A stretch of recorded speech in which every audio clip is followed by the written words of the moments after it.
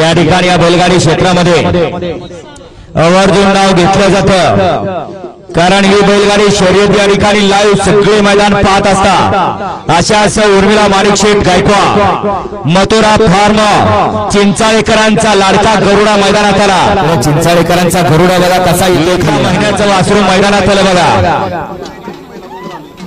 आणि आईने बैला बरोबर मैदानात आलाय, नाव त्याचं गरुडा।